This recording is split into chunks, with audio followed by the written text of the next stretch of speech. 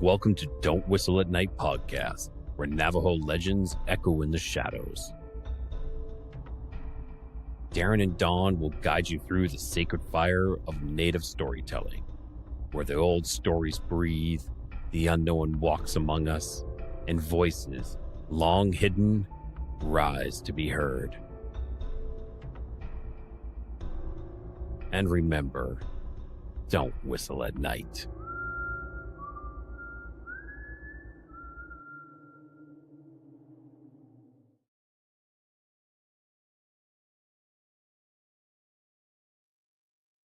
Hello, everyone. Welcome to Don't Whistle at Night. We're broadcasting live on the United Public Radio Network, 107.7 FM in New Orleans. I'm your host, Don Yazzie. With me, my co-host, Darren Yazzie. Oh, There he is. What's up? How's it going, Darren? It's going. Kind of sick this time, so everybody plays their part right now, but the show must go on, huh? Oh, man, yeah. Everyone, send your prayers to Darren. We got the bug going on, and we got all kinds of things going on. So, Yeah. just, I think tonight we got even, what do you call them, pale crawlers, rakes. And we're talking with myth monsters and mullets today. So, oh yeah, Mr. John Methencamp, myths, monsters, and mullets. Very interesting name here. I was trying to find an old picture of myself back in Nam when I had my own mullet, but maybe next time I'll embarrass myself. You know, my mother did that plenty enough. You know, with the Joe Dirt hair mullet, but this guy has the best looking mullet on the east side of Mississippi. Everyone, Mr. John Methencamp, here he is. What's going on, guys? hey. What's up, man? What's up? There you go. Yeah. Go on. Hit it. Yeah. Yeah, you're supposed to have some chew in your mouth right now. and then that's when we come and say, hey, John, save some cousins for the rest of us. No, just kidding. You hog them all, you dog. That's right. Oh yeah. It is an honor and a pleasure to have you here. Giving us your time and blessing us with your golden locks right there, you know. Just show everyone that mullet again and just tell everyone, say, hey, look at all Navajos love spam. Just show them that neck. Say, hey, we got some spam right here and some mullets. The double combo. No, just kidding. Horrible joke. 100% bought and paid for. Oh, nice. That is awesome right there. Real quick here, let us catch up with our viewer comments right here before we go on with your story. Mr. Curly, hey, what's up, brother? Curly, what's going on, brothers from another mother? No, he didn't say it like that. He said, what's going on, brothers from another mother? What's up, Mr. Curly? I'm ready for another show. Same here. We have another interesting feller like yourself right here with us. Z-Sun Dragon. Hi, Don. What's up, Z-Sun Dragon? B-Cast. Is it just me or has it not started? Yeah, sorry, B-Cast. I'm used to starting at 7:10, so I didn't realize it was at 7 o'clock. So I was like, whoops, okay. Heidi Gold. Hey, what's up, Heidi? Hi, Don. Much love from Boulder. Going over to YouTube. Oh, thanks. Keep us tuned in on both. Oh, just kidding. Hey, Heidi. Heidi Gold. Hi, Darren. Funky Wizard. Nice. What's up, y'all? First time catching a live. Hope everyone having a great night so far. We sure are, Funky Wizard. Thank you for joining us. It's much better. It's much better right now with bringing your funkiness here. JP. Hello, y'all. What's up, JP? B-Cast. Nice intro. Thank you, B-Cast. Melody Alvarez. Hey, what's up, Melody? Kurt W75. Hey, Don, Darren, and John. What's up? I'd like to say thank you for those of you that joined us from Sean Kelly's Into the Night, and now you're here while you're into the night. Don't whistle at night, and we're here. We're gonna be whistling here. Episode 29. This is John, your story, Mr. Fike. We're handing off the mic to you. Go ahead. My name is John Fike, also known as John Methencamp. I am the host of Myths, Monsters, and Mullets. I don't even remember how you and I met, Don. I think it was on Facebook, but no, it's Rod. Rod. Was it through Rod? Yeah, Lodge Tales podcast. Rod was on your show, and he's a friend of mine. I come in to support him, and that's how we ended up meeting. That's right. So, oh yeah. So, so as soon as you contacted me, go ahead. Sorry. I will say, Don, on Spotify, your first episode on my show is number 2 all time. Nice. And Darren, your episode is coming up here in just a couple weeks. Oh, even better too. So next time I'll try to get a mullet. I'll get a mullet. I can send you one. Maybe that will help out the ratings. Oh yeah. That'll help out the ratings. Definitely. Right. Oh man. So, how's the podcast going? How's everything? And it's going pretty good. Just hit 1,000 subscribers on YouTube, I think last month. Nice. Spotify's taking off right now, so everybody wants to jump over to Spotify and give me some likes and some comments over there. I really appreciate that. Could you remind everyone where they can find you? Yeah, you can find me on most podcast players, YouTube, Spotify, everywhere but Apple right now, and that's going to be changing here very shortly. So, nice. Look up Myths, Monsters, and Mullets. Yeah, that's not Myths, Monsters, and Mullets. No, Myths. No, to be clear out there for you listeners. No, just play horrible joke. Myths, well, I am from Indiana, so. Oh man, it's pretty much everywhere. It's pretty much everywhere on the Navajo Nation. Pretty much anything that's not welded down. Well, that might be still taken too. So anything will be taken. So, oh man, but that's besides the point here. Could you share with us what got you into this podcasting and lead us into your sighting and all the way up to where you seen that one dear lady where she took advantage of you, like you shared that one. I'll just play. I just see that picture behind you. I told you that in confidence, and here you are telling everybody. No, I just see that picture behind you, so just kidding. But those are my go ahead. cougars. Oh yeah. Nice. Right. I was telling my wife, I was like, John has the cougar ladies by him. I was like, we need something like a logo, so we have 2 ravens. So I'm like, oh, nice, okay. So that artwork was done by Chris Madman Goins from the Nevermore Hollows podcast. Nice.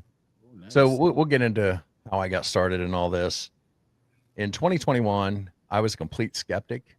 And let's call it open-minded skeptic to anything paranormal. And we decided we were going to do a ghost hunt at the Randolph County Infirmary in Winchester, Indiana. Well, we had some stuff happen, culminating with a rock being thrown at me from the darkness. And everybody was on camera, so we don't know where the rock came from. At that point, I was like, okay, ghosts are real. So what else is real? And first thing I thought was, I've always kind of thought UFOs were real. We can't be the only ones out there. But I was like, what about Bigfoot? Could Bigfoot be real? So I started listening to podcasts. And I was listening to Sasquatch Chronicles, and I heard the Ohio Howl for the first time, the recording of it. And I realized I'd heard that when I was a kid in Southern Ohio. So that got me thinking, well, there's got to be something to this stuff. So I started digging into it, you know. In 2024, summer of 2024, I had started all my content creation as comedy. That's where the whole cougar hunter thing came from, and the mullet. So I was doing a TikTok live, sitting around a campfire, just, you know, whatever. Me and my wife like to primitive camp, and she had went to bed, and I'd set up my camera, and I was like, I'm just going to ask people for the paranormal encounters, and it took off. People really enjoyed coming in, talking about their ghost stories and dogman encounters, Bigfoot, you know, whatever. And so I did that around the fire for quite a while. And then in October of 2024, I went to the Ohio Bigfoot Jamboree as Methencamp. I was just being silly. And I met the guys from Nevermore Hollows. And after striking up a friendship with them, they started coming in my lives on TikTok. And Alan over there was like, dude, you're doing all the work. Just start a podcast. So that's what I did. I started recording my lives at that point and putting them out as episodes. And then I eventually moved to a more professional setup with better cameras, better microphone, things like that. So Myths, Monsters, and Mullets was born. So, yeah. Oh, now we're here, huh? Yeah. So, ever since the podcast, has anything spooky been happening? I know for Don and myself, it seems like we just put out a beacon on ourselves, and it just keep getting weirder and weirder. Man, I swear. Yeah. And I will warn everybody when I tell this story, and I don't normally do this on live. So this is the first time I've done this on live. And I may get a little emotional. In November, it was November 30th, 2024. My wife and I live very close to the Ohio-Indiana border. I grew up in Ohio. I now live in Indiana. So my wife and I, we went to Greenville, Ohio to go Christmas shopping.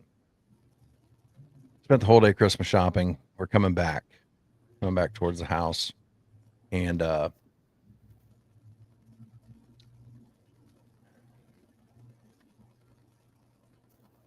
we go through Union City, Indiana. And for those that aren't familiar with Indiana, northern Indiana, where I live, very flat. You know, it's a lot of cornfields. It's very agricultural. Not a lot of big towns. Union City's very small. But we get through Union City and we're coming up State Route 28. And this is like 7:00 at night. November 30th is dark. We'd had snow flurries earlier in the day, so there was no moon or nothing. My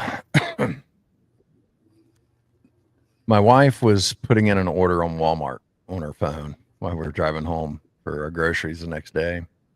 And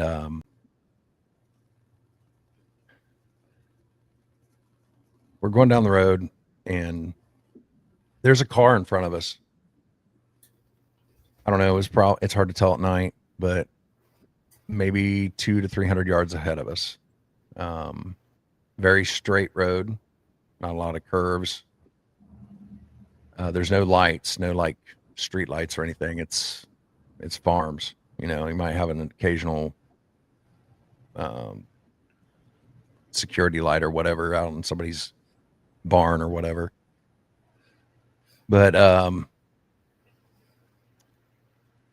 so we're driving along, and I'm watching, because this time of year deer are very active. They're on the move, especially when it's cold. So if you're in an area with a lot of wildlife like that, you keep an eye on the car in front of you. So, you know, you're watching for brake lights. You're watching to see if they swerve. You might see something walk in between you and the car in front of you, you know. So nothing like that happened. But we're driving along, and we come to this little creek. And this creek feeds the Mississippi River, which the Mississippi River starts right there by Union City, Ohio, or Indiana. Same thing.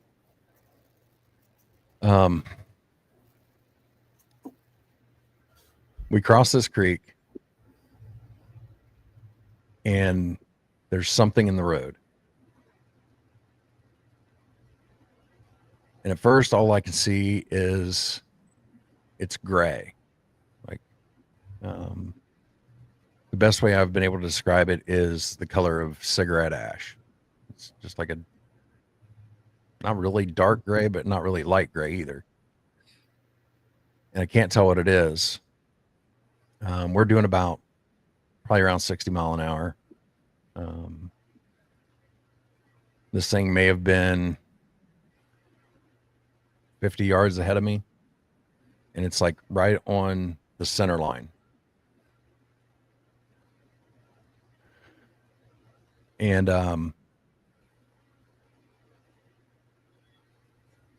as we get closer, it's the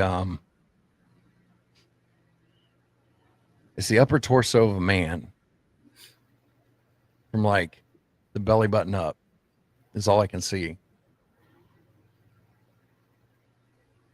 And he's like up on his knuckles, like holding himself up with his fists.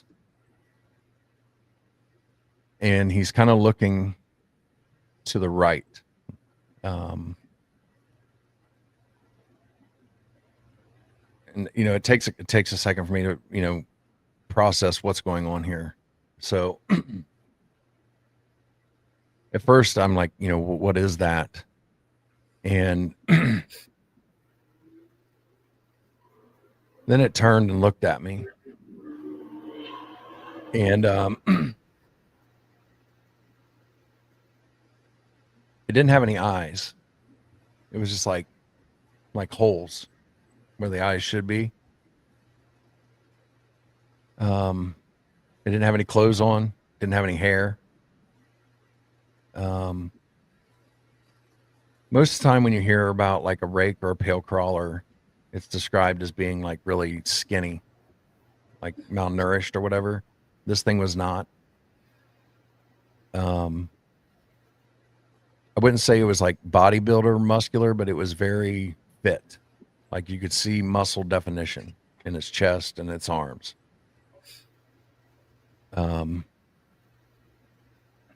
So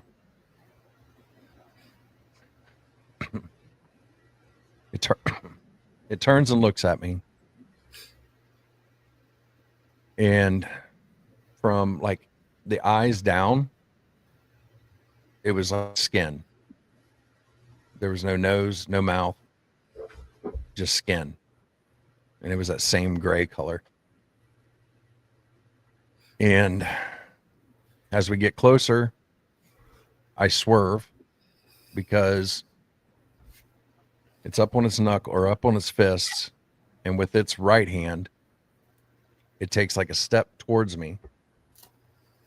And then with its left hand, it reaches out like it's lunging at the car. And I swerve, and my wife looks up, and I was like, "Did you see that?" And she said no, because she was putting in that order. And at the time, I couldn't even tell her what I saw. Because it was like my brain was trying to process what it was. And we drove probably 5-10 minutes before I finally was able to tell her what I saw. And first thing she said was, "Do you want to go back?" And I'm like, "F no." That shouldn't exist. I don't want to see it again. And I'm crying. I'm not too big of a man to admit that I was crying after this happened. I just felt fear, more fear than I've ever felt in my life. And so we drive on home, and like I said earlier, I'm good friends with Alan and Chris from Nevermore Hollows. I got to call and tell somebody what I saw, somebody that's going to believe me, and not tell me I'm full of crap. And so I call them, and we start kind of breaking down, what could this thing be? And this one thing I forgot to mention, this was about 100 yards from a cemetery. It was on the side of the road. So Alan thought maybe it was some kind of like ghoul or, something like that. Because at first, when I first described it, it kind of looked like it was coming up out of the ground. Because I couldn't see legs. I couldn't see anything below like where the belly button should have been. And so he was thinking ghoul, something along those lines. And Chris, I think, asked me, he's like, did you hit it? And at the time I said no. Because if you've ever hit an animal or anything, you hear it, you feel it. None of that happened. I just swerved. So I get off the phone with them, and I'm a smoker. I needed a cigarette. I went outside, and I got to thinking about it. I'm like, maybe I did hit it. I don't know. So I went out, and I looked at the front fender, and there was nothing. And then I get to the driver's side door, and there's 4 finger marks down the side of my vehicle. And I have those pictures if you want to see them. Oh, yeah. Oh, yeah. Wow. And I will. Yeah, it really brings up a.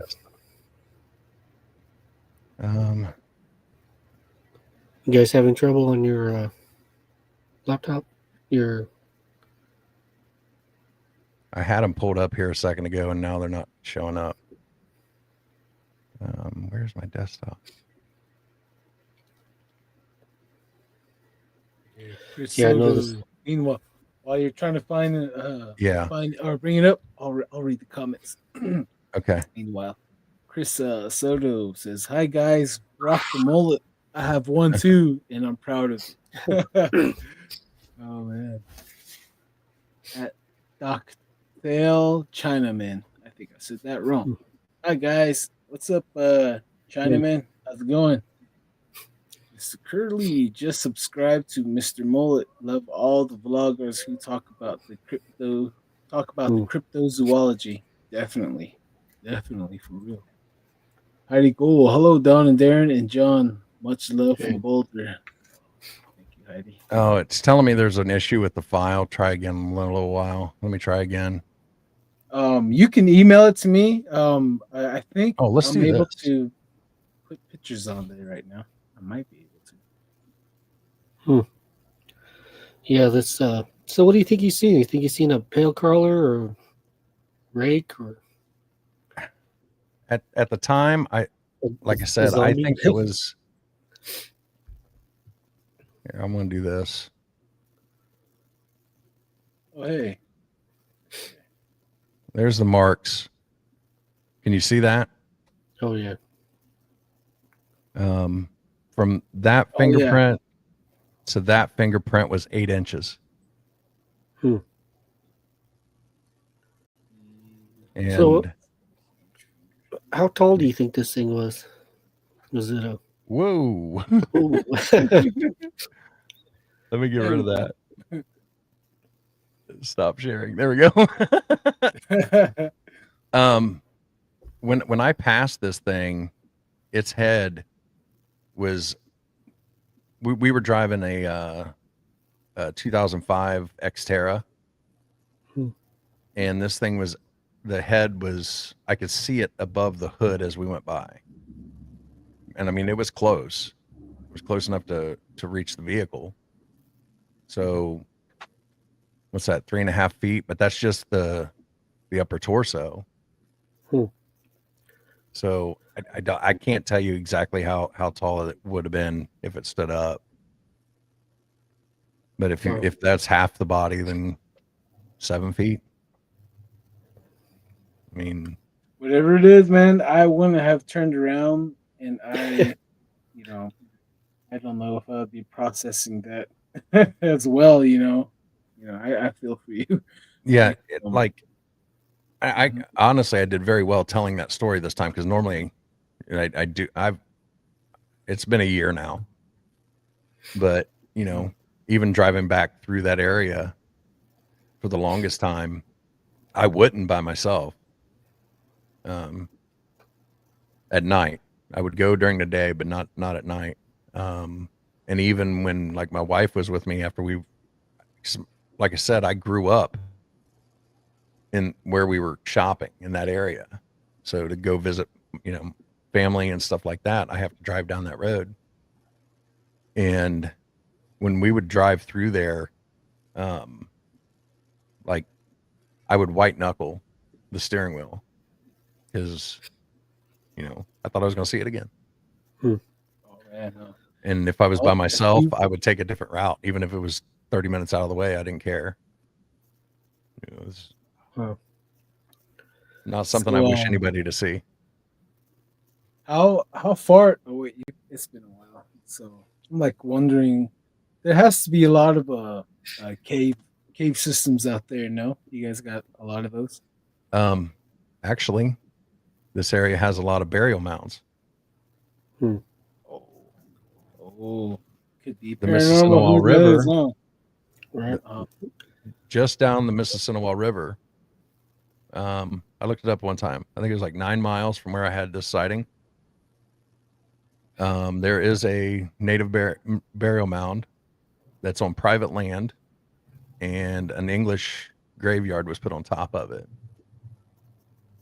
And you can't get to it. It's on private property. Like they don't let people go to it. But about it's a good 15-minute drive from there. There's a mound near Winchester, Indiana. And then you guys ever heard of Hans Zimmerman? Hans Zimmerman. That does ring a bell. Yeah, it does ring a bell. He wrote a book called Encyclopedia of the Mounds or something like that. And what he did is he was researching all these burial mounds that were on private property, like that weren't recognized. And he found like 90 burial mounds that hadn't been recognized. Wow. And one of them, as far as I can tell, is about 8 miles from my house, which would have been about another 8 to 10 miles from where my sighting was. And according to him, this mound had oversized skeletons in it. I was just going to say, yeah. Giants. I have done a little research on the mounds, like 9-foot skeletons. Some of them had 6 fingers and double rows of teeth. We have a lot of evidence of that here in the Southwest, pictographs all over the place. Yeah, I really would like to come out and see some of that stuff, even though I told you I wasn't coming to visit you. Oh no, go for it. It's a lot to see here. Especially at night. We were talking about Rod, and he had heard my story, and he came on my show, and we were kind of breaking it down a little bit. And he only had one question for me after hearing the description and stuff like that. He asked where it was on the road. Like, was it in front of me or was it to the side? And it was kind of to the side. And according to him, the Blackfoot have a spirit called dragging entrails full of dirt. And it's a half-bodied man that you see alongside the path or alongside the trail out of the corner of your eye. And he kind of that maybe that's what I saw. I don't know. It's not easy for someone like me to have information on the different native spirits like that. So the only thing I can the only thing I can do is go off what Rod told me. So I don't have all the background information on that spirit. But he kind of thought maybe that's what I saw, because I didn't see the legs. Like, could there have been legs? If there was, it was dragging them, and maybe the car lights it was behind him and I didn't see him, but I didn't see any legs. Like it was like its belly was on the ground. I don't know. That is disturbing. All right, disturbing. So far from my running around and asking questions before I started the podcast, before Darren and I started the show. So around western portion of the Navajo Nation, there's a lot of cave systems. So we have stories, so many stories of these caves. And I was working at this area, and there's this one Navajo guy. He was how we can say, like, stoic. He was serious all the time. He wouldn't joke around with the other coworkers. He would just do his job. That's what I would notice. And I was asking these other coworkers about their scary stories, if they seen any Sasquatch here and there. I was getting all kinds of amazing stories, and this guy, I noticed him. His face was changing, and I was expecting him to, just laugh at me or say something, or just say, "Hey, if you go and bother that, talk about it, they're gonna get you." I was expecting that to come out of him, but he came straight over to me. He's like, I'm not afraid of anything, in this world. I'm not afraid of spirits. He's all, but one time he gave me the direction, this cave. And he said that he's missing cattle for his in-laws, and he was looking for the cattle, and he noticed that a cattle drag marks, and he tracked it into a cave. He said it was a huge cave. It was a hole in the ground, basically, and he turned on his flashlight, and he seen the pale crawler. He said the limbs. He said same thing was gray, and this thing had like long hair. He said like kind of like Smeagol, Gollum, like the hair, and this thing was its back. Its legs was backwards. You know what I mean? Backward facing limbs, and this thing had long claws, and it was dragging cattle, like full grown cattle, like nothing. It dragged it deeper into the cave. And he hightailed it out of there. And he said that he gave me directions to that exact cave. And then he said another time he was looking for sheep, and he went into this other cave. And he said there's a ship parked inside of the cave, a UFO ship. So this one area of the Navajo Nation, I've been getting. Everyone's been telling me, check this out, come over here. I just need time. But with the pale crawler, we've been getting that up and down Page, Arizona. People saying that it looks like Gollum, Smeagol's. It has no clothes on. It's pale. It's running around on power line roads, and also Goatman. So there's a lot of people, or a lot of beings that could match that description. Right. Mr. Curley said He's right. It's Fritz Zimmerman, not Hans Zimmerman. Hans Zimmerman is the composer. And, yeah. Oh yeah. The Lion King. Yeah. Yeah, we did get a musician, another musician. He brought that same creature up too, out there on Navajo. Was it Navajo, New Mexico, or Navajo, Arizona? Right there, he's seen it on the freeway, and yeah, whatever it is, it's there. Yeah, and then like I was telling you guys before we started, that 911 call out of North Carolina, that made the rounds here just a month or so ago. When he described what he saw, he described it as white, like it had white skin. But the face that he described is exactly what I saw. I don't remember seeing ears. I don't know if the thing had ears or not. I was too busy looking at the eyes, and the eyes just looked like holes, like they was just black, like So a it was skull. like deep inside the socket, like eyes was deep inside. I had somebody ask me, "You do it?" I think maybe the eyes were just so set back that I couldn't see them. That could be, but I felt like it was looking at me. So I don't think it was just in shadow. Like I just think it, like I don't know. It was like sockets, like in a skull. Yeah. No, it was just big old definitely does sound flesh. No nose, no mouth, no ears. Right. It was flat, and it kind of like with a goatee, like it came down just a little bit farther than like a skull would. Like it was kind of stretched, like the skin was stretched. Do you think you've seen an alien? Do you think you've seen a gray alien? Man, I've got to ask that question too, and it could be. I like I said, for the longest time, I just called this the thing. And if you go to my YouTube channel, you can find the video where I told everybody what I saw the very next night, and I'm very emotional on that.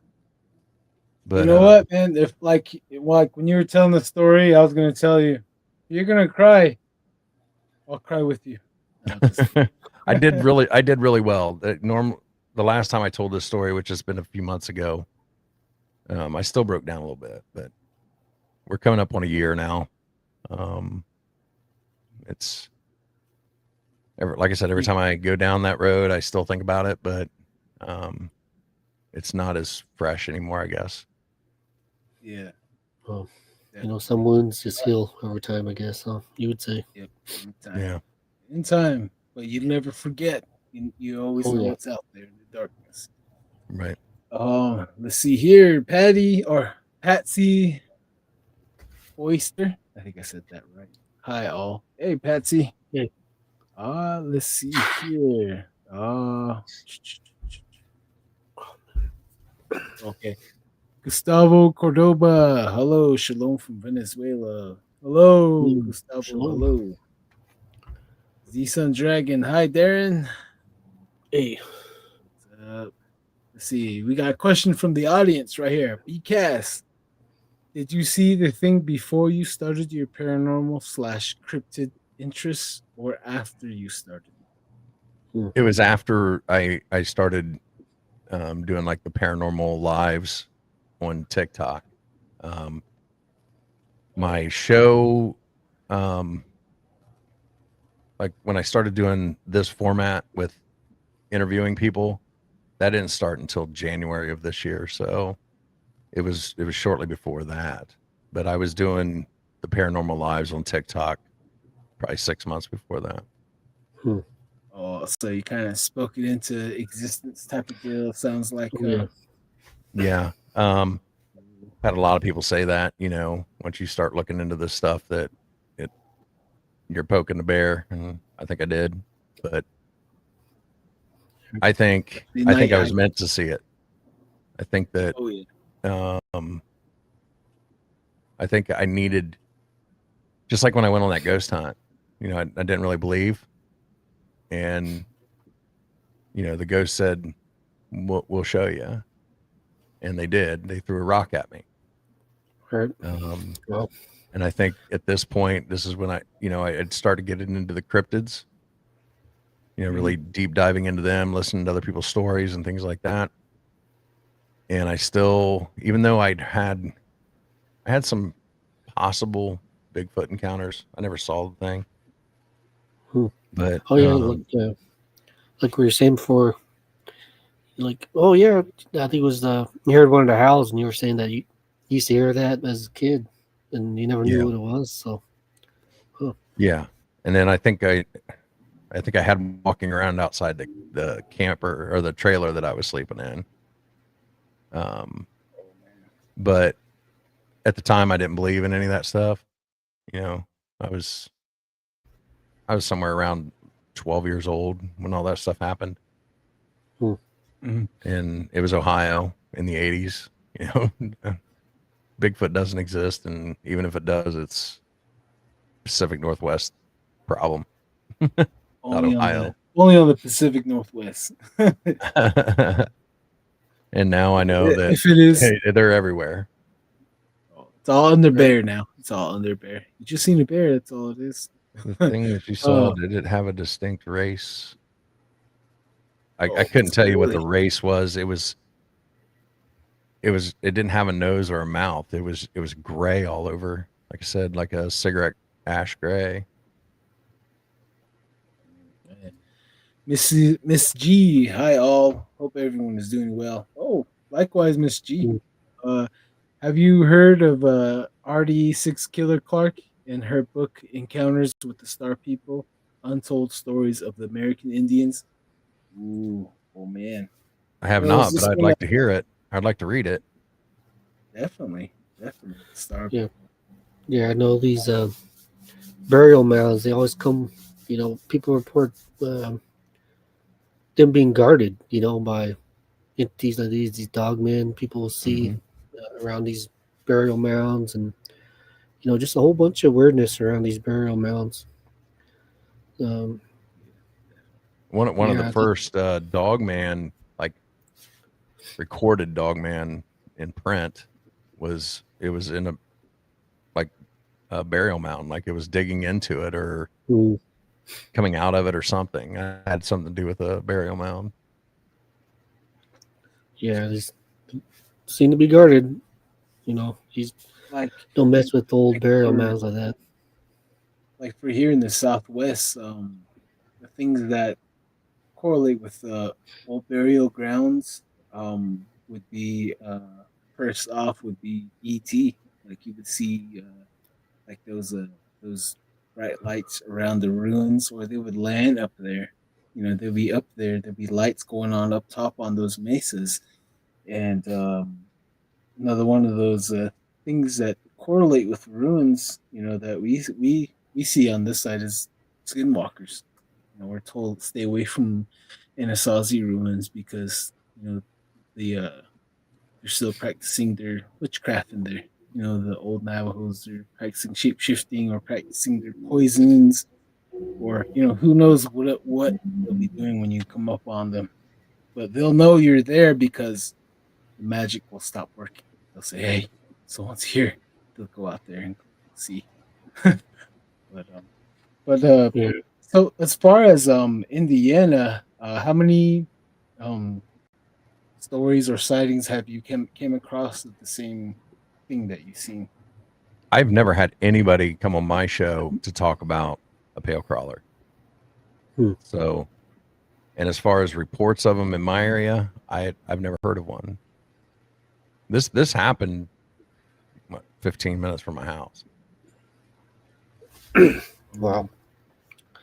Getting closer. Yeah. Now there have been Bigfoot sightings and howls heard in my area. But you got anything recorded out there? Do I? Yeah, anybody? On the what's it called? A mapping project. You go on there, you'll find several accounts and recordings from my area. Yeah. Yeah. Earlier episodes, I talk about the Bigfoot uh, that stalked the house with us, and that one was kind of a woo, woo, it was that howl like that for like 45 minutes, and it was just me, my mom, my father at the house right there. So whatever it is, it's out there too, and it's always a good thing to talk about stuff like this. Every once in a while, I listen to one of the another podcast, and they'll have some other person that would do the exact same howl, and like, oh, finally, like now I know I'm not crazy, sitting there howling like what I heard, and some people hear it, some people hear it too. So Yeah, the one I You heard, have a. Oh, go ahead. it was like it woke me up. We were camping down in southern Ohio, and I woke up and I thought I heard like a weird tornado siren, like that. Ooh. Like it started off low and went high, but then it just cut off, and it woke me up. And I laid there for a minute. I was like, well, maybe I was dreaming. Sometimes you hear stuff in your dreams and it wakes you up. And I was starting to drift back to sleep, and it happened again. And I'm like, what? That doesn't sound like a tornado siren, but it kind of sounds like a tornado siren. But it was real, I don't know, it was loud and deep, where like tornado sirens are real high and shrill, and it wasn't coming from the direction of the nearest town. It was coming from, it happened in Tar Hollow State Park, and the sound was coming from like the center of the park. And so I was like, what is that? It just doesn't sound right, but it cut off again, So I laid there, and it did it a third time. So I was like, okay, well, if this is a tornado siren, I got to wake everybody up, because we're in campers, horse trailers, and stuff like that. Yeah. And I was sleeping in the horse trailer because it was too hot inside the camper that night. And so I get up and I put my shoes on, and I go to get in the camper. This is back in the 80s. It wasn't like pull up an app on your phone to find out if there's storms in your area. You had to listen to the radio. And so I went into the camper to find the radio. I woke my grandpa up. But as I was going in, I heard it a fourth time, like before I got in the camper. And got in the camper and turned on the radio, and there was no rain in the area or anything. And my grandpa yelled at me for waking him up at 2:00 in the morning and said, go back to bed. So I did. It was just something weird that happened, But then whenever I heard that recording of the Ohio Howl, I'm like, that's exactly what I heard. Yeah. I have heard that before. It starts out like it gets longer, like 25 seconds, almost 30 seconds. And it's like the set of the lungs, and just like that is not a human. That Right. is huge. I heard that one time out in Navajo Mountain area on the Utah side. We're by this main creek, and I went outside to get some fresh air. My wife was in the little cabin, and I heard that yell. First, I thought it was a cow in the creek, and it was no cow. It was something a lot larger, and it was like 25 seconds. It stopped and it went again. I was like, I ran into the cabin, and I was panicking. I was panicking. My wife never seen me like that, and I was asking her, where's the guns? I got my father-in-law's 22, and I got his bow and arrow. I got his axe. I got the sword. I got the spear. I got the shield. Oh, man. I realized I was overreacting, so I had to calm down, and my wife was just looking at me like, what in the world? Yeah, I understand. I've heard that before. Yeah. Yeah, they also say these Bigfoot characters, they mimic sirens, or like yours, or they sound like railroad or trains. They mimic sounds, or they mimic, your parents' voice. So There was it's really one odd time. to. There was one time down there in that same state park. Like I slept a lot of times in the horse trailer because it was just too hot in the camper. My grandparents had a old Winnebago motorhome, and my bed was the one above the captain's chairs, so it was just freaking hot as hell up there. And so a lot of times, if it wasn't supposed to rain, I would just sleep in the horse trailer. And one morning I woke up, and it was early, like nobody else was up, and I heard crows, but they didn't sound right. Like they sounded like 600-pound crows. It was like, what the heck is that? It was just sounded kind of like crows, just really loud and deep. Was it Bigfoot? I don't know, but it was weird. Right. Yeah.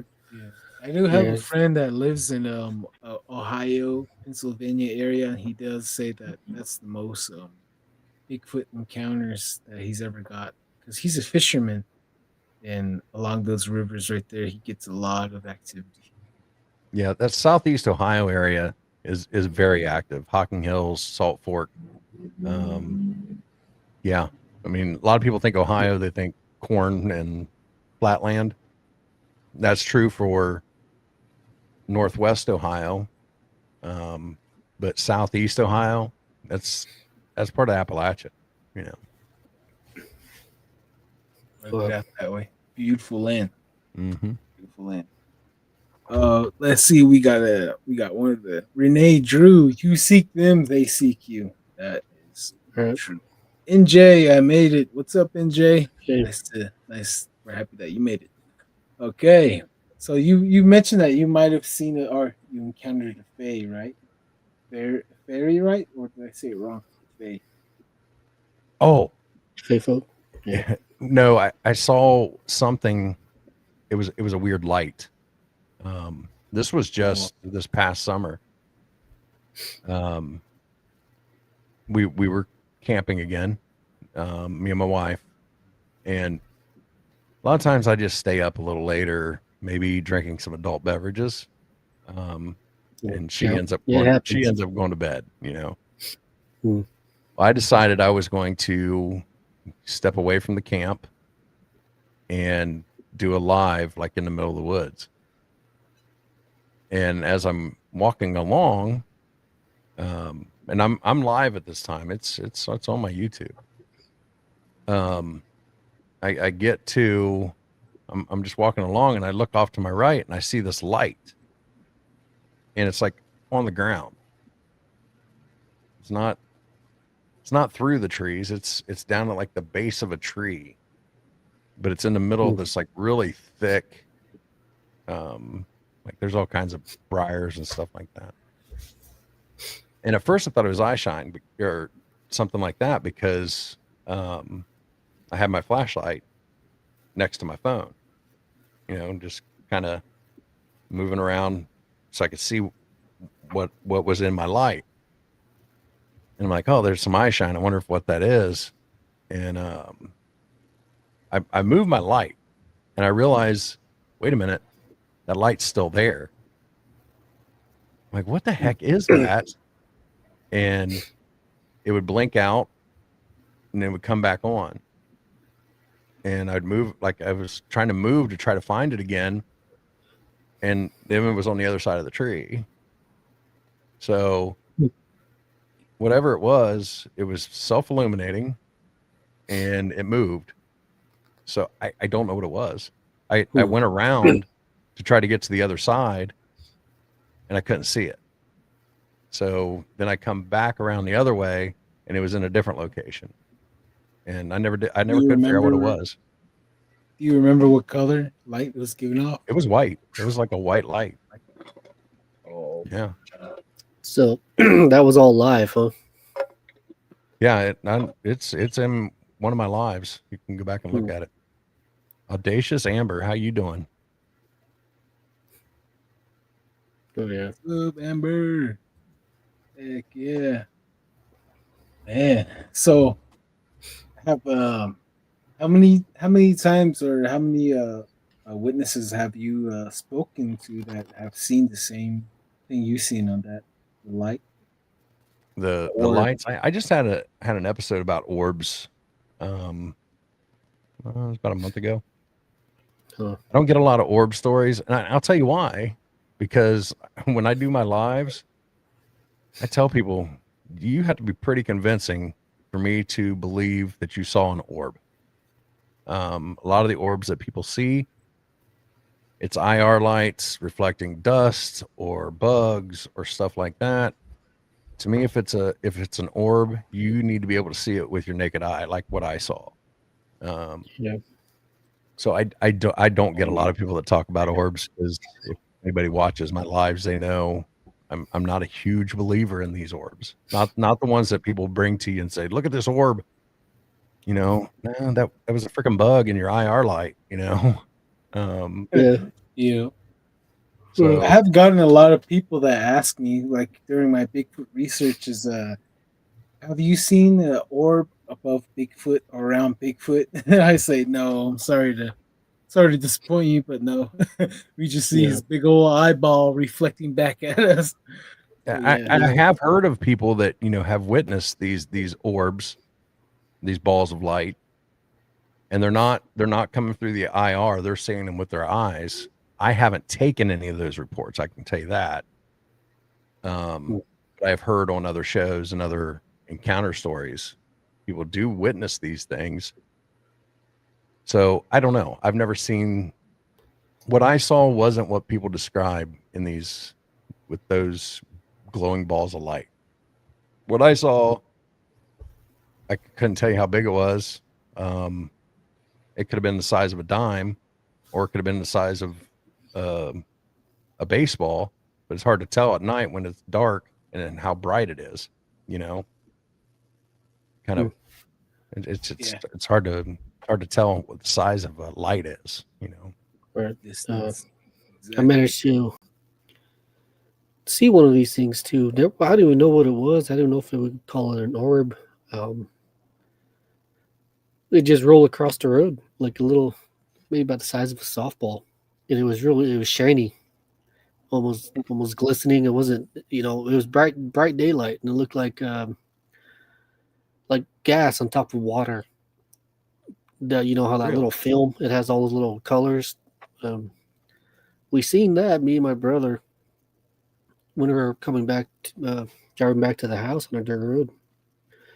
First, I seen it, and I sat there and I looked at it. It kind of rolled out of the bushes, little rabbit thorn bushes. And I was sitting there driving, and I looked at it, and then my brother, he was in the back seat, and he's like, "What the hell is that?" He was like, you see that too?" We both sat there. We all looked at it. It just rolled across the road, and when I reached the other side, my brother, he kind of looked out, and he didn't see nothing. Like, what was that? It's like, dude, I don't know. It was just weirdness like that, man. I can't explain it, but I don't know what it was. I don't know if it's an orb. Probably know it could be someone's soul rolling around outside. I don't know. I could not tell you. But Oh, we got a question here, Mr. Curly. Some people are saying the orbs are show when they are in another dimension, or I think he's saying the orbs show when they are in another dimension. could be. You know what? Yeah. This is how I approach the paranormal. You're right. Everybody's right. Because until we have concrete evidence, everything's on the table. Right. It could all be aliens. It could all be extra dimensional. It could be just physical things that are here that we just haven't discovered. We don't know. And until we have scientific or concrete evidence, everybody's right. I'm not here to judge what you think they are. Yeah, I hear you on that side too. Like, there's no really ghost professionals. There's no expert at this, because no one actually managed to capture one. Like physically, put it in a bottle.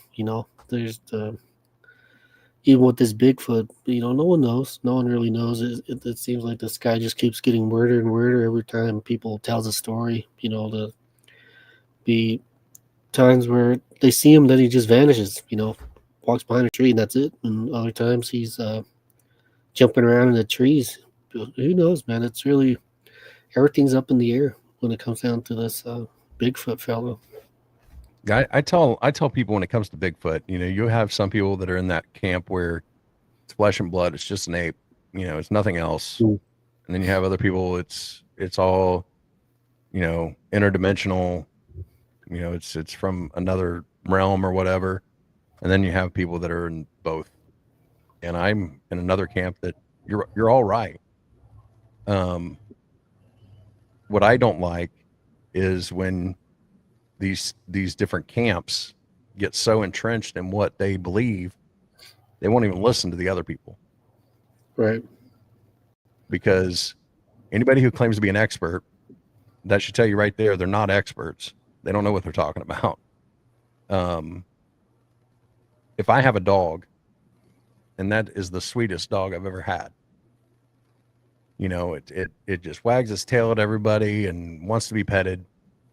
And then my neighbor comes and says, "Hey, when you weren't home yesterday, your dog bit me." We could both be right, but to my neighbor, my dog's vicious. To me, my dog's a sweetheart.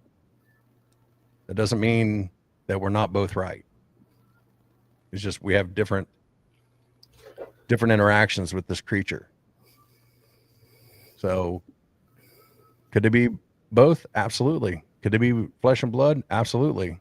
Could it be just something from Planet X? Absolutely. We don't know. What's the scariest Bigfoot story you heard, and what's the strangest Bigfoot story you heard since you started your show? Scariest? I get a lot of Bigfoot. I'll tell you the funniest one, and that was Brian Goddard. He and his buddy were having a paintball fight in the woods at night. And that sounds like fun. Right? I guess they had tied like those laser pens to their paintball markers. And they were acting like they were, snipers and stuff with this. Well, they realized that the other person could see their lasers and could tell where they were at. So they took their lasers, both of them took their lasers off and like had them sitting to like draw the other person away from them. As kind of a decoy. Well, Brian saw his buddy, what he thought was his buddy, like crouched down. He starts lighting him up with a paintball gun. Oh shit! And then it stood up. Brian Goddard is 6'8", and this thing was 2 feet taller than him. Wow! So he sees this and he's like, "No," and he runs. Was his buddy comes running up the trail beside him, saw the same thing. His buddy had done the same thing from the other side, had shot Bigfoot with a paintball gun. Wow. From the other side when he saw him stand up. Because he thought Bigfoot was Brian because Brian's so tall. He started lighting him up and then realized that's not Brian. So that's probably my favorite Bigfoot story I've heard on my show. That's a good one. Well, that poor soul. I can just imagine the smile switching when he sees this thing just standing up. Like laughter fades away. Like, oh shit! Right. Oh man. Right. Oh man. And then I've had a lot of I haven't had a lot of like super scary ones. Had a guy that was when he was younger, like 10, 11 years old, I think. He was at a Bible camp or something like that. And in the middle of the night,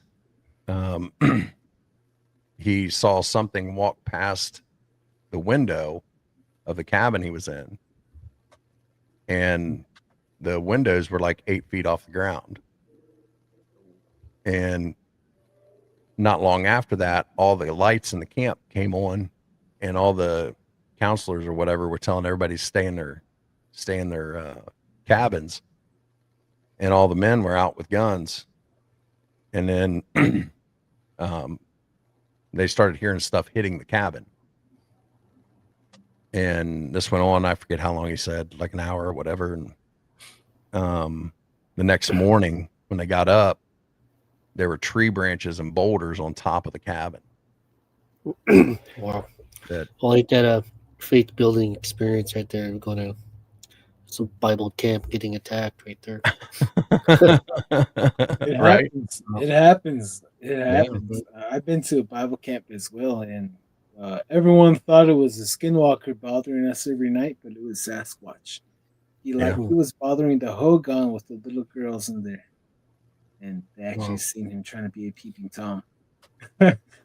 So, well, you know, they do say that Bigfoot, you know, reacts to women more differently than they do with men. So, oh yeah, yeah, for sure. Sure.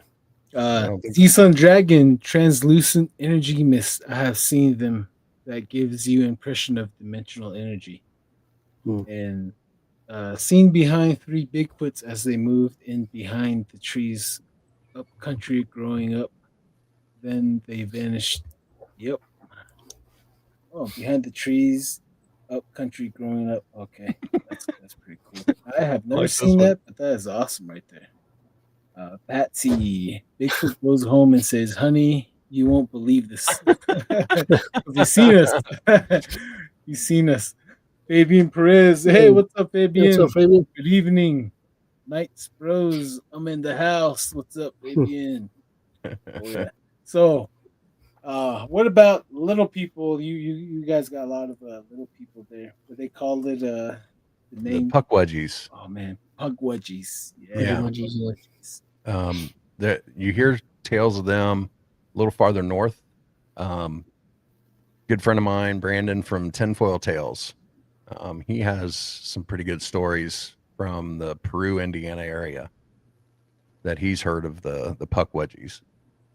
Yeah, they're just little people that live in the woods and cause chaos, and pranksters and stuff like that.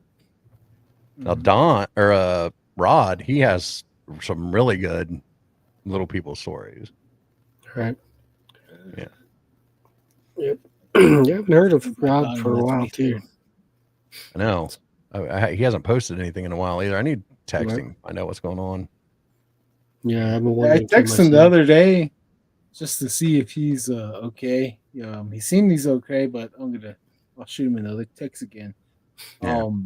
We're gonna have a Zuni, one of our Zuni buddies coming on, and he's gonna share some little people stories. Oh, awesome. As far as we do have a lot of the ceremonial dresses, and I did have a Navajo gentleman share with me that he did see a little person. This is on top of Black Mesa, and he was basically paralyzed, and he barely opened his eyes. And there was I believe he said there was 4 of them were sitting on his chest, and they were dressed in the traditional Navajo attire of the Navajo deities.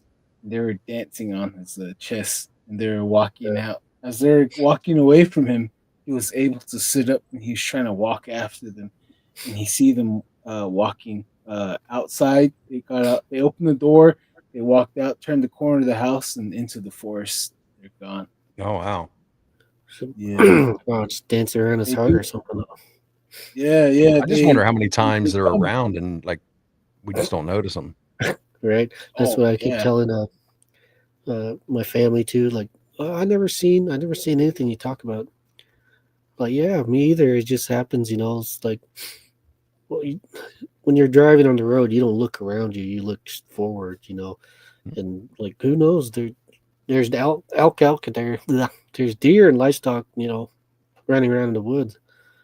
But just because you don't see them doesn't mean they're there, Like, when's the last time you seen a bear, let alone bear skulls and stuff like that in the woods.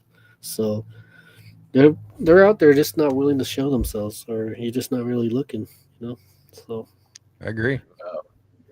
Yeah.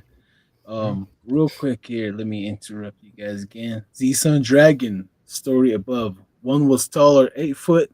One 6 foot. One was 4 foot, childlike.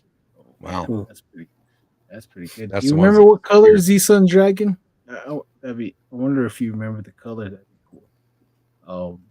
Crazy Coyote 1313 from an ex Comanche girlfriend to prevent little people from bothering you. Clean your homes and yards. Yep. I hate that.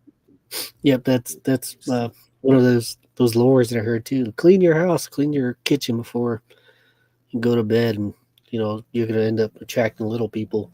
So don't leave any food out. You know. Oh yeah, definitely. They were brown. Z-Sun says they were brown. Oh, they were brown, huh? That's pretty cool. That's pretty cool. I wonder where was this at, Z-Sun Dragon? Let's see here. It's typos, eh? It's all good. We all make typos. So, what's the from since you started your podcast, what is one of the strangest cryptids that you heard about that you think that no one has ever heard or seen before yet? Just listen to your episode. Jesus. Oh, hey, it's your episode. It's your episode. No, the episode with you on it. That was some of the strangest between you and Rod. That was some of the strangest cryptids that I've heard of. Like I never didn't know centaurs really existed until I talked to you. Oh, but wait, there's more. I know. I need to have you back on. We need to talk more about that. Oh man, Darren, did you share with them your Dogman sighting? Yeah, I shared a couple of stories, man. And that was more than a couple of months ago, huh? Yeah. Well, time flies. I know. You're having fun. I know. Like I said, it's time, your episode's getting ready to drop here. I think in like 2 or 3 weeks. Yeah.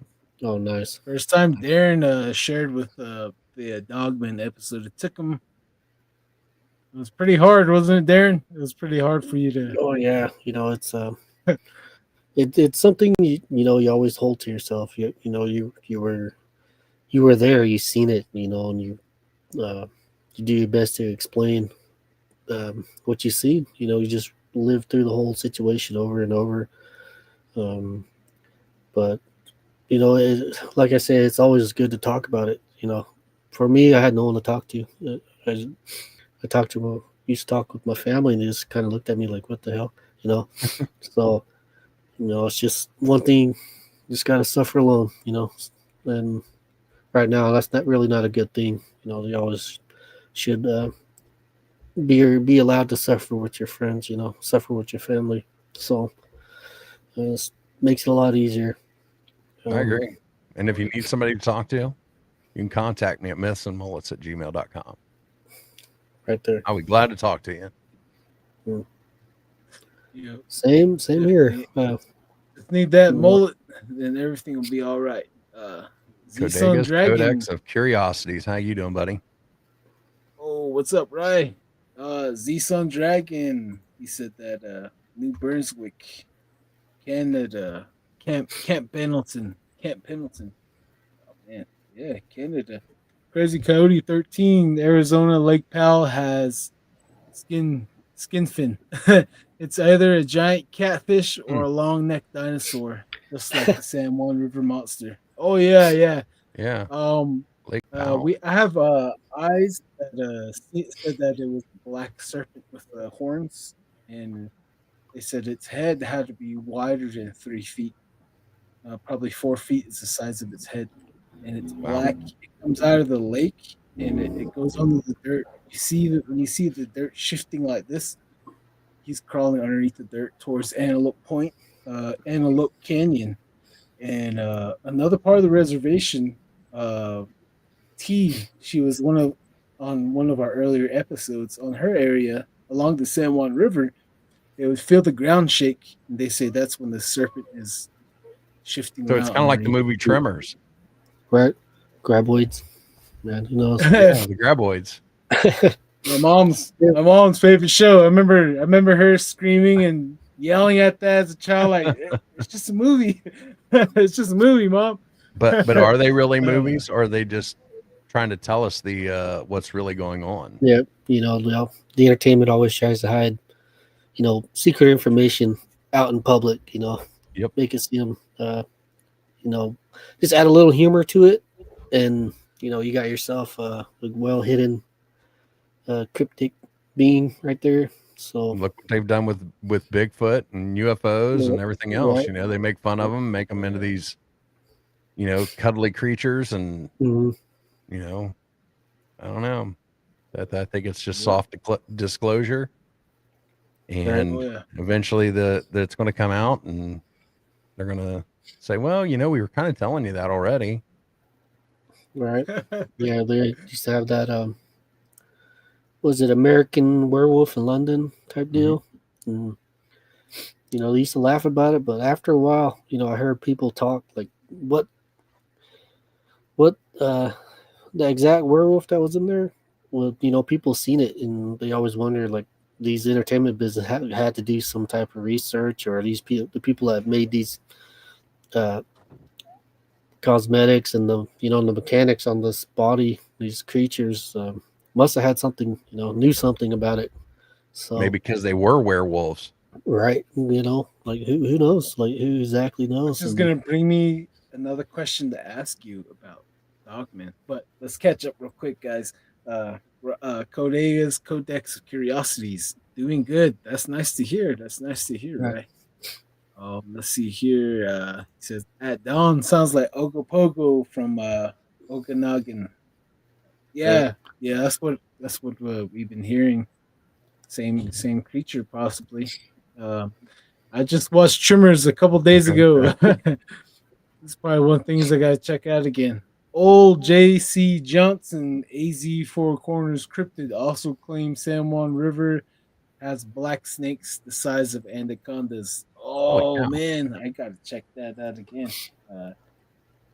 Okay. So yeah, I think kind of terrorizing myself going back home now. All these places that I like to go, it seems to be something swimming around the lake now, and stuff running around the trees. It's like, is anywhere safe?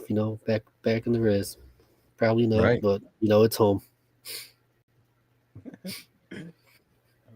Hello, Sherry. How are you? So, Dogman, Mr. John, how many? What's the scariest stories you got on there? What's up, Sherry? Hey, Scariest Dogman story. Or any Dogman story. Strange. My funny? first Dogman story I got whenever I was doing my TikTok lives. That was Boone from Maine. He was driving a semi. He was hauling water to like a mine or something. And he come around this corner and he had Dogman looking right into the cab of his truck. And he said that because he had also seen Bigfoot several times, and Bigfoot didn't have the same effect on him that Dogman did. Like, he said it just felt pure evil, whereas Bigfoot felt more like just an upright walking ape. And I do have Old Bear coming on in a couple weeks, and we're going to talk Dogman. He's had several Dogman encounters. Old Bear has some really good. That's my next two episodes come out this week, Wednesday and Saturday. He has some amazing Bigfoot encounters that he's had over the last 40 years. So everybody needs to check those out. Some violent ones at that. Some pretty. You need to hear it. Violent, non-violent. I say this. This is information. It's information. It's valuable information that needs to be out there, so we can all, learn how to coexist with them eventually and make intelligent contact one day. it could be. It's a long shot, but it's possible. It's possible. I always wonder if the reason we don't hear about more violent encounters is people didn't survive. Right. Yeah. The government they'll lock that whole area down. So what I've been hearing from a lot of my witnesses is the government will show up in unmarked SUVs and take everyone's cell phones, everybody, and they will tell everyone to stay inside the house, and they'll go to each and every house and basically tell them that they didn't see what they saw, they didn't hear what they saw. It's someone on drugs, or it was a pack of dogs. That's the basic procedure on Navajo land that I've been getting. Over up. All I gotta say is listen to my episode that comes out next Saturday. There's a incident that involves the government coming in and cleaning up an area. Let's put it that way. Definitely. What's the episode name, just for the listeners that might want to check that out? It's called. Look it up. I name these things a month and ahead of time. I don't remember what it's called now. I think it's called Aggressive Encounters. Something Aggressive Encounters. It is. Yeah. Aggressive Encounters, Bigfoot and Dogman. So what do you think it is? Does these Dogman, you think there's another branch of Bigfoot? Same DNA. I used to think that it maybe misidentification of Bigfoot. That maybe it was like more of a baboon type Bigfoot. But then as I started listening to more and more of these encounters, it's not. This is its own entity. I hear a lot of people say, maybe it was created in a lab. Maybe some of them, but these things, just like Bigfoot, have been reported for hundreds of thousands of years. You look, Egyptians, they idolized a god with the head of a jackal. Marco Polo came across an island full of dog-headed men. There were supposedly an entire civilization of dogmen in India. For the life of me, I forgot what they're called. Cynocephaly? Yeah, cynocephaly, yeah. I think they even have a dog saint too. Saint Francis? Was it Saint Francis? Yeah, I think so. But he's depicted with the dog-shaped face too. So he was a dog man, and basically he was wild. And according to the legend or the stories, he basically found Christianity, changed his ways, and started helping people. In some of the versions of the story, he actually changed from this dog-headed creature to a human. In other versions of the story, he never did change. He was always this dog-headed creature, but he was a warrior that basically became peaceful. Saint Christopher. Right. Rye says Saint Christopher. Yeah. Question real quick from Rye. Question for you guys. Do you feel that more and more creatures are surfacing or appearing, such as end times predicted? Or is it just that there's more people and more cameras with cell phones? Nice Actually, question. I think there's been, I don't think there's an uptick. What I think it is there's more shows like this. There's more people willing to talk about it now. If you look at, if you think back, even like when I was a kid, you talked about any of this stuff, you were made fun of, you were ostracized. So, I think it's just more people are feeling more comfortable coming out and talking about this because other people are willing to do it. You have shows like your guys' is like mine. There's countless podcasts and stuff like that about the paranormal and cryptids and stuff like that. I think people are just more comfortable talking about it. So I don't know that there's more. Especially after they've seen something and they can't explain it, or they're just researching and they would come across something like this. Crazy Coyote 1313 about your giant worms. About 5 years ago, paleontologists found jawbones of a prehistoric ocean worm. The jawbone was 5 feet long. The actor Burt Germer Trimmers said, "I warned you." uh, Emerson Nez, Big Snake in St. Michael's, Arizona. I told the Rangers he asked if I was smoking weed. Oh man, I always want to know how much weed do you have to smoke to be able to hallucinate a Bigfoot or a dog man? Right. That's what I'm saying too. Is like, what are you guys smoking if you guys making stories like these? I guess it's just like, oh, you just seen a bear. Just leave it alone. Like, so. Oh man. Crazy Coyote 1313. My Nellies / grandmas land old stories around Twin Peaks area, Navajo Reservation, about a giant snake there. And it's another location right there. BCast. My mom talked about a dog looking between. Okay. My mom talked about a dog looking being that drove them away from the homestead. When she was a teen, used to think it was a skinwalker, but she described it had a huge dog on 2 legs. Oh man. Codega's Codex of Curiosity, St. Christopher's. St. Christopher was depicted as a oh man, I'm gonna have a hard time saying this. Cynocephaly. There you go. You said that earlier. Cynocephaly. Dog-headed man. Wow. It's pretty St. Christopher. Yeah, I said St. Francis. It's almost 11 o'clock here. Okay, I'm tired. Right. Same. But, one more hour. I'm just kidding. I knew he was doing something. I know what they say, the Marco Polo, like these they were spice growers or some form like that. They grew spices. So if I'm remembering right, he did trade with them. Like they were trading with these dog-headed men. Yeah, these old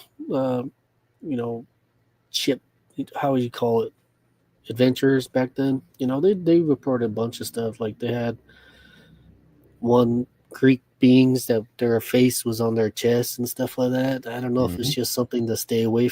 They just made up stories to stay away, or how they would draw a dragon. Like this is where dragons are from. Like I think dragons are real. Really out there.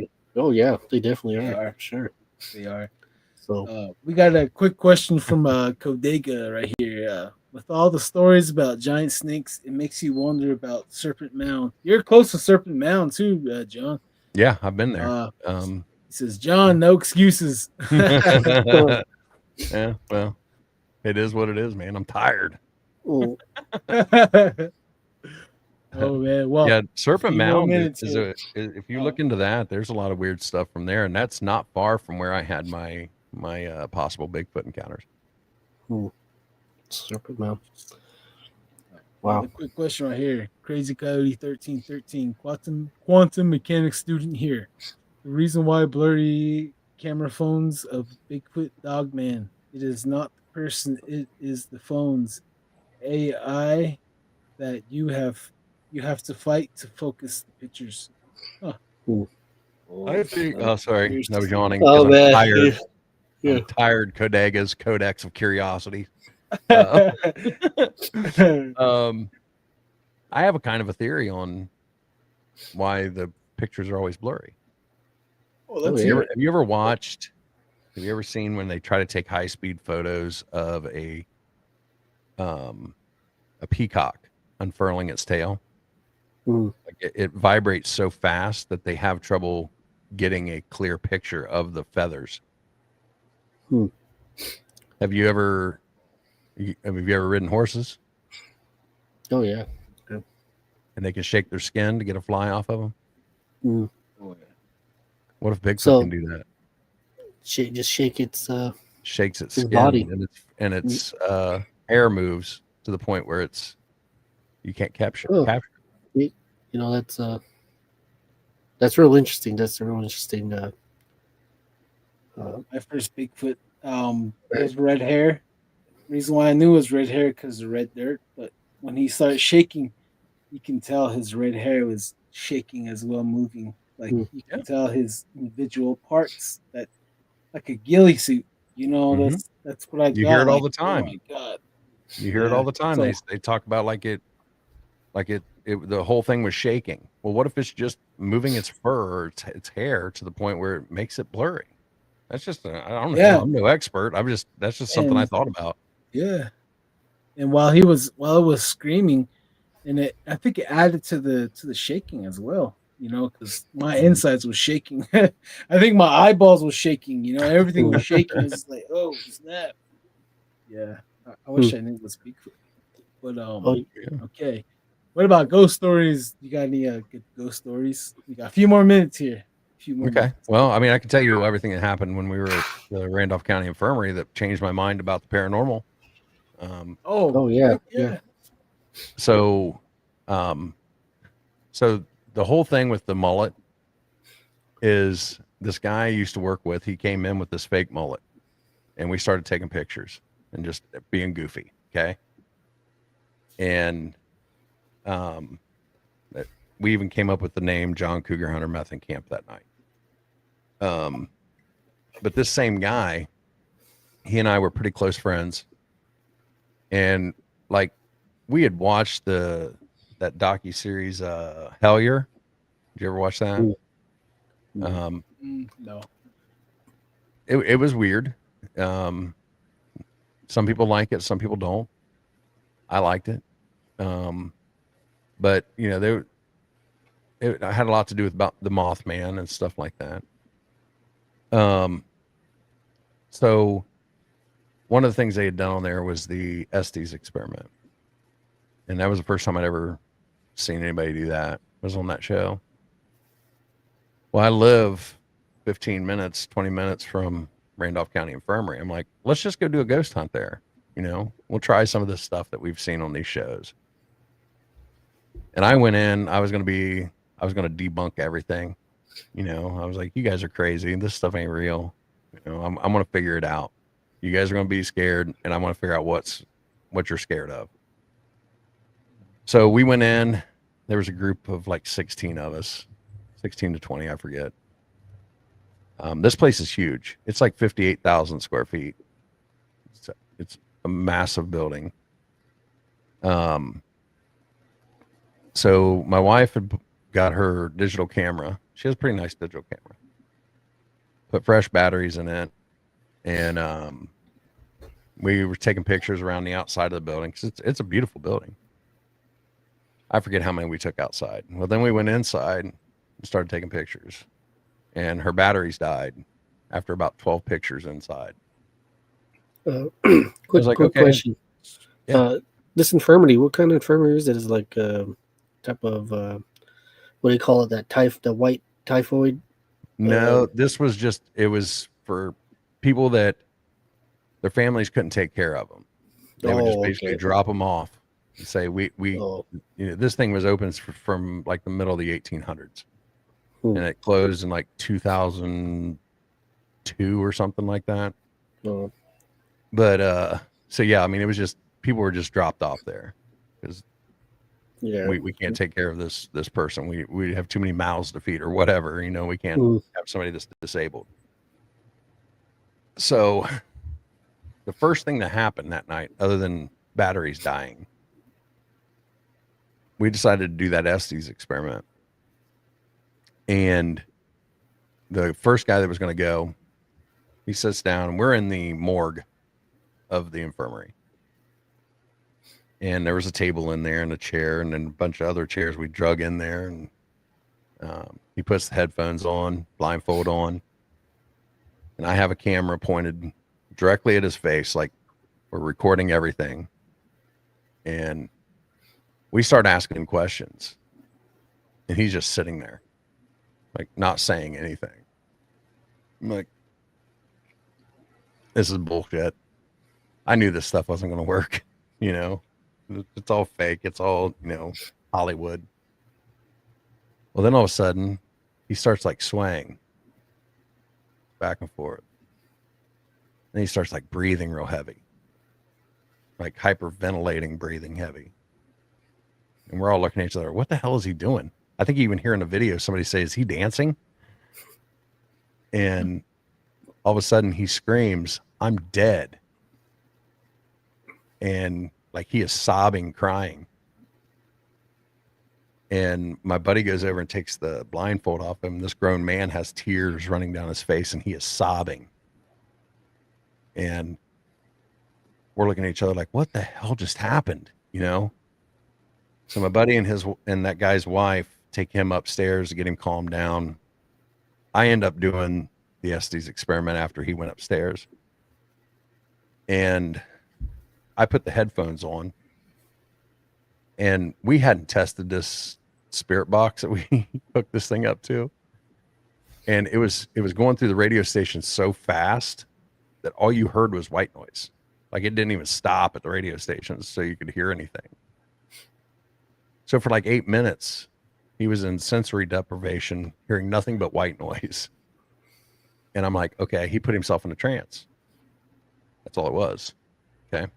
So I start doing the Estes experiment, and I'm hearing words and I'm repeating them.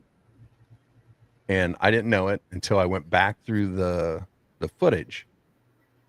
But at one point, that guy and his wife, I can hear them in the recording coming down the stairs and coming into the room.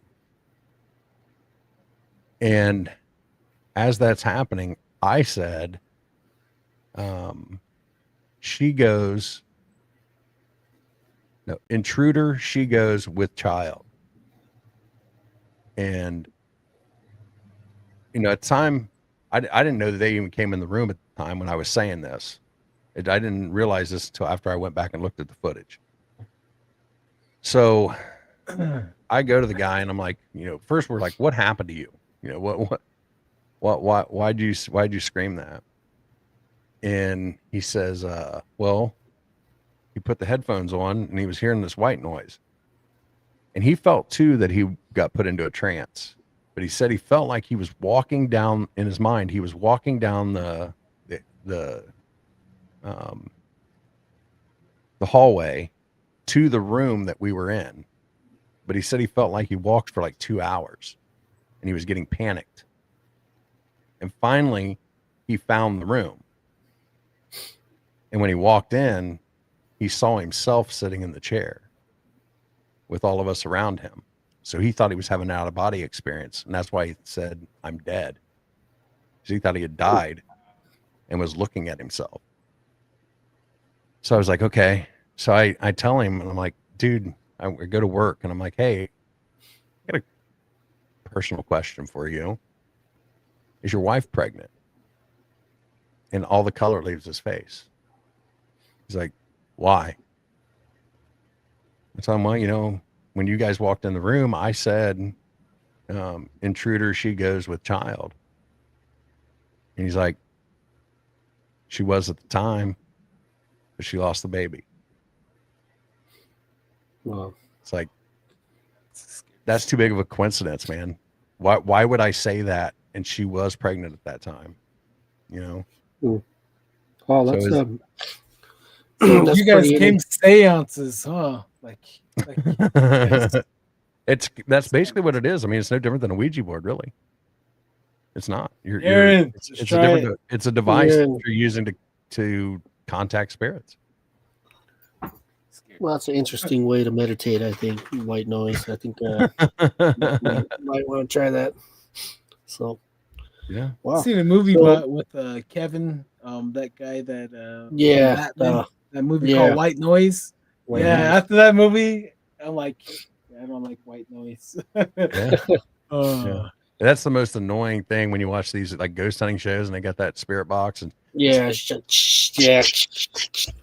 like, shut that damn thing off, man. Nobody wants to hear that.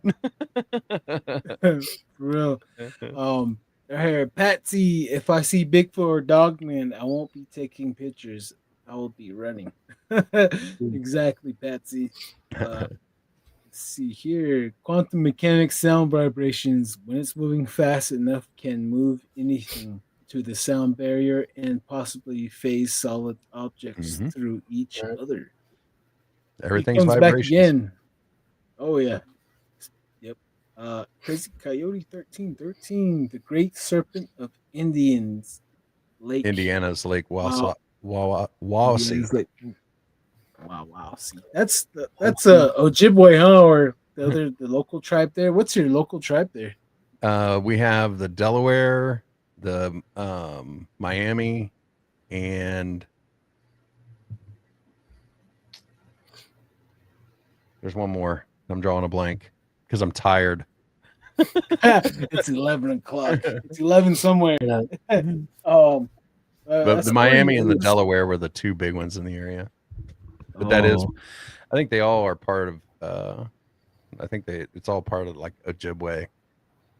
Oh, the language, family language. So I remember the story that, real quick here. I remember a story that, like one of the portals the Anasazis opened up, these pale crawlers came through and started harassing humanity. That's one of the stories that I forgot to share with you. I think people just need to stop trying to figure out how to open portals, man. There's so much weird stuff crawling through it, and basically all these movies that they have, there's always something creeping out. I think last one I seen was Stranger Things. They're opening up portals and these things come crawling out, and I don't know. I think just don't do it. I think is better. Just don't do it. Right. Yeah. Well, a lot of people say that the mounds have portal properties. So I would have done it. But I opened we opened up a portal one time with a Ouija board, but that's not recommended. Don't try it. Sorry, go ahead, Darren. Didn't mean to cut you off. At the beginning, we were talking, and you mentioned that you brought up the old. Well, actually, it's a new recording. That the guy had seen that guy with the bloody face, and the cop. I guess it jumped in the back of his truck. And didn't you say you lived near that area too, or? No, that was in North Or South Carolina. Oh shoot, Bodega. Can you fact check me on that? No, it was one of the Carolinas, and that happened in like 2017, I think. It's just now making the rounds, as far as I know. Wow. But somebody interviewed that guy. And it was on Wes's show. He played both the 911 call, and then at the end he played whoever interviewed the guy. Right. That's where he described basically the same thing I saw. Yeah. That's one thing I seen too. So. Hey, we're getting close to end of our show. Darren, do you have any questions for John? Oh no, it's always good to talk. Like I said, and we got another format to add on right here. Myth, monsters, and mullets. Thank you in taking your time out of bedtime to go talk to us. So it's he's in his pajamas. Show us what kind of pajamas you got there, John. No, actually, I just have my "Don't Follow Me" Bigfoot shirt. Don't follow me. Oh man. John, could you share with everybody where they can find you at again? Yeah, you can look for me just about anywhere. Myths, Monsters, and Mullets. Like I said earlier, I am not on Apple Podcasts at the moment, but that'll be changing soon. Most any other place you find your podcast, YouTube. You can find me on Facebook. You can look up John Fike. I don't care. I can only add 5,000 people as friends. I think I got 3,000 on there. So if you want to add me as a friend, better do it quick. Blows up. Triple M. But if you have a paranormal encounter and would like to be on the show, you can contact me at mythsandmullets@gmail.com. I am scheduling for January right now. So I'm booked up till the end of the year. Oh man, wow. I'm gonna have to go back on our episode and see what stories I didn't share with you. Then, yeah, you have 2 episodes actually. Oh yeah, that's right. Yeah, because we went for 2 hours when you came in, so we did two episodes. So, interesting. We talked about talked about everything, but we didn't. I don't think we spent a lot. I think you were supposed to come back on and talk about I forget now. Hang on, it's been a while. I think we did your interview back in July or something. It's been a minute. If I'm gonna have to go look into it again, and I'll write down what I didn't share, and I'll hit you back up again. We'll definitely plan for January Absolutely sometime. Darren, what about you? You shared your stories with him on his. Yeah. I don't know how long that recording was, but we only did an hour. You were pretty tired that day. You'd worked all day, and it was hot. Oh, dude, it's oil field life kind of just wears you down. So. Hey, it came all the way back around. Now you're tired on our show. right. But I really do appreciate you guys, coming on my show. Let me come on and tell my story on here. This is the kind of stuff I enjoy about being a podcaster, is meeting guys like you. Well, John, I was ready to cry with you, to be honest. And you said, I'm going to get emotional. And I was like, all right, I'm ready. Next is Hollywood. Let me get ready to cry here. But yeah, man, let's see. Let's read any more final comments here. Brad Pitbull. Oh, speaking of Hollywood, in the house. Cheers from Los Angeles, California. Hey, what's up, LA? Patsy, good show. Thank you, Patsy. Codega, great show. Thank you, Codega. Carla Washington, did you guys hear about J.C. Johnson's story of the man who couldn't turn back into human form, and he had to stay werewolf for the rest of his days? He asked a man if he could guard his home. Oh, yeah, wow. Yeah, I heard that too. Like, there's a whole bunch of conspiracy things that go on out there in Farmington. That's one of them. Right. So, as long as he let him live on his land. Guard his home as long as he let him live. Yeah, don't feed him. So I've been hearing a lot of people say, don't feed the dog, man. Don't feed him, because once you run out of dog food, you run out of leftovers, he's coming to rip you apart. And I think it's the same thing with Bigfoot. Cover it up. Yeah. I don't believe in gifting, not food. Yeah. Right. He tried taking us as kids. He tried taking my mother, my sister, my cousin. So I wouldn't trust him with my kids. I would not trust him. Yep. But yeah, is there any final questions you want to ask John before we close out the show, Darren? No, not really, not at this time. But again, thank you for coming on, joining us for the show, and being tired with us. So. I owed you one. Tomorrow, Manic Monday. All right. So thank you, John, for your time and joining us here. You help make the show a lot funnier, and you help lessen us with that mullet there. Trying to be serious, but I see that mullet, and I was just playing. I'm just playing dry jokes here, dry jokes. But like I said, the honor. I was voted #1 podcast with the host with the fake mullet. So, oh man. And that was unanimous by the people who live in my house. Nice. Win's a win. A win's a win. That's right. So I'm gonna be closing out the show, and thank you again, John, for your time and being tired here. And I think I see another line of bags under your eyes form just as I finished. I think it's 3 of them now. Oh yeah, sorry about that. But all right, man, we're gonna kick you guys off and close out the show. So, all right, say laters one more time. Good. Laters. All right. Thank you guys for tuning into Don't Whistle at Night. We've been broadcasting live here on the United Public Radio Network, 107.7 FM in New Orleans. You guys have a great weekend. Enjoy your week. Don't forget to stretch out. And when the sun goes down, don't whistle at night. You guys have a great one.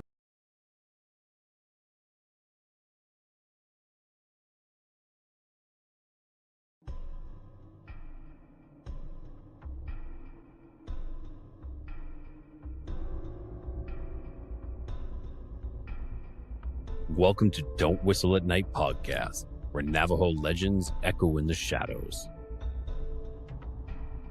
Darren and Dawn will guide you through the sacred fire of native storytelling, where the old stories breathe, the unknown walks among us, and voices, long hidden, rise to be heard. And remember, don't whistle at night.